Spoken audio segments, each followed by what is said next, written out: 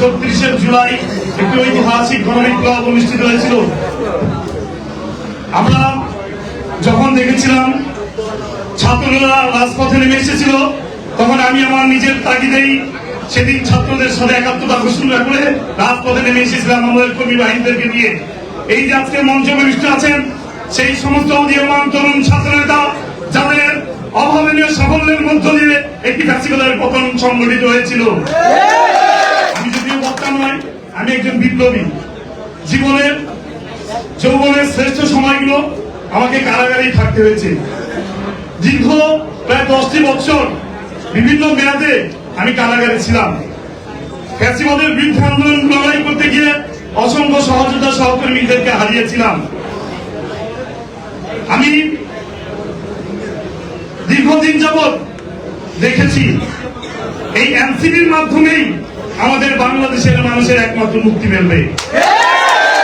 আমি মনে করি এনসিপির মাধ্যমেই এদেশের মুক্তির সনদ নির্দিষ্ট করা আছে। আমি দীর্ঘদিন যাবৎ ফ্যাসিবাদের বিরুদ্ধে লড়াই করেছি, সংগ্রাম করেছি, আন্দোলন করেছি।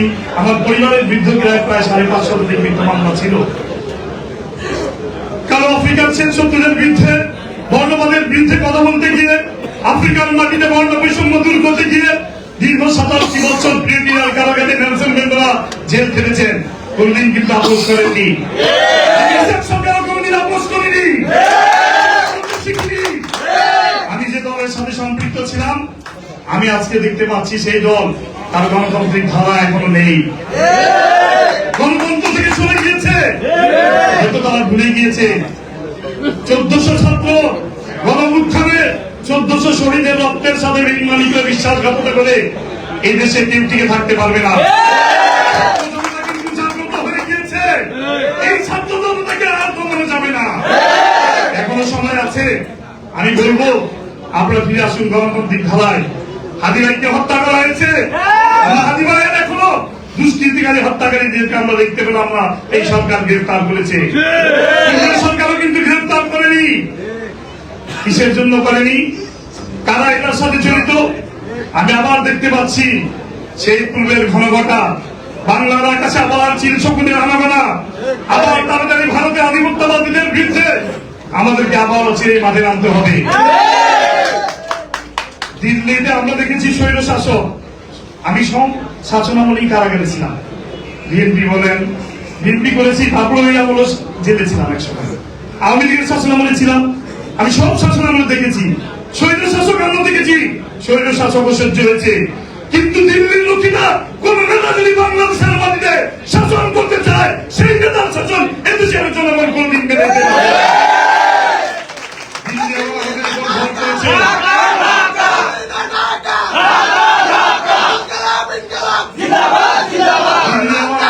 ঘর করেছে 1400 ছাত্র জনতার গণঅভ্যুত্থানের মধ্য দিয়ে কিন্তু আমরা এই দিনটি, এই দিবসটি পেয়েছি। আজকে কথা বলার অধিকার পেয়েছি। আমরা যদি দেখি বর্তমান শাসক গোষ্ঠী আবার সেই একই কায়দায় একইভাবে সেই ফ্যাসিবাদের ভূমিকা অবতীর্ণ হয়, তবে আমরা ইনশাআল্লাহ আবার রাজপথে নেমে আসবো। আপনাদের পতন ঘটানোর জন্য আমরা বেশি সময় নেব না, কিন্তু ইনশাআল্লাহ আজ আহ্বান করবো আপনারাও গণতান্ত্রিক অধিকার ফিরিয়ে দেন। কথা বলার অধিকার ফিরিয়ে দিতে হবে, জনগণের মৌলিক অধিকার, মানব অধিকার ফিরিয়ে দিতে হবে। নতুবা কিন্তু আমরা আবার রাজপথে নেমে আসতে বাধ্য হব। আমার পরিবারের উপর অত্যাচার করা হয়েছে, জুলুম করা হয়েছে। আমি কোন এনসিপি আমি বুঝতে পেরেছি, বুঝতে সক্ষম হয়েছি। এই এনসিপির মাধ্যমেই এই দেশের জনগণ একমাত্র নিরাপত্তা থাকবে।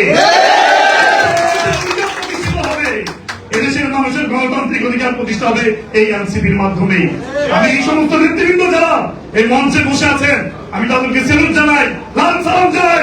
তাদের মাধ্যমে আজকে আমি পূর্ণভাবে গণতান্ত্রিক অধিকার ফিরে পেয়েছি। আজকে যদি ফ্যাসিবাদী কায়েম থাকতো, শেখ হাসিনা যদি পালিয়ে যেত না যেত, তাহলে হয় আমাদেরকে জেলে করতে হতো, অথবা ফাঁসির কাস্টে দণ্ডিত হয়ে আমাদেরকে ফাঁসির মঞ্চে ঝুলতে হতো। আমি এই এনসিপির কারণে কিন্তু আজকে আমি পূর্ণ স্বাধীনতা পেয়েছি। এদেশের জনগণ, আমি মনে করি এখনো সারা দেশের আপমর জনগণ তাকিয়ে আছে এনসিপির দিকে। এনসিপি রাস্তায় নেমে আসবে, জনগণের অধিকার ফিরে পাবে। আর যদি এনসিপি আবার ঝিমিয়ে যায়, তাহলে দেশের মানুষের ভাগ্যে আবার সেই কালো অন্ধকার নেমে আসবে। তাই আমি প্রত্যেকটা কর্মীদেরকে আহ্বান করবো, দীপ্ত চেতনা উজ্জীবিত হয়ে আগ্রাসী অপসংস্কৃতি প্রতিরোধ এবং বিপন্ন বাংলাদেশের স্বাধীনতা সার্বভৌমত্ব রক্ষা করতে হলে আবার আমাদেরকে রাজপথে ঝাঁপিয়ে পড়তে হবে। আমার জন্য দোয়া করবেন। আমি সারা জীবন সততার সাথে রাজনীতি করেছি। আমি যেন আমার উপর অর্পিত দায়িত্ব, আপনারা যে দায়িত্বে আমাকে দেন না কেন, আমি যেন আমার উপর অর্পিত দায়িত্ব ইমানের সাথে সততার সাথে এই দায়িত্ব, গুরুত্বপূর্ণ দায়িত্ব আমি যেন পালন করে যেতে পারি। এই দায়িত্ব পালন করতে গিয়ে যদি আমাকে জীবন বিসর্জন দিতে হয়, তবু আমি ইসলাম সরকার জীবন বিসর্জন দেওয়ার জন্য প্রস্তুত থাকবো। আমি আছি ইনশাআল্লাহ। আমি সকল নেতৃবৃন্দকে আমার ভুল ত্রুটি থাকতে পারবে। আমি কিন্তু ভালো একটা বক্তা নই, আমি একজন বিপ্লবী মানুষের আগেও বলেছি। আপনি আমার বক্তব্যে ভুল ত্রুটি থাকলে ক্ষমসুন্দর দৃষ্টিতে অবশ্যই দেখবেন। এই আশা প্রত্যাশা ব্যক্ত করে আমাকে বক্তব্য দেওয়ার সুযোগ করে দেওয়ার জন্য সবাইকে ধন্যবাদ জানিয়ে আমি আমার বক্তব্য শেষ করছি। এবং পাশাপাশি এই কথা বলে দিতে চাই, আজকে শাসক বঞ্চিতে 70% জনগণ কিন্তু হায়ের পক্ষে ভোট দিয়েছে।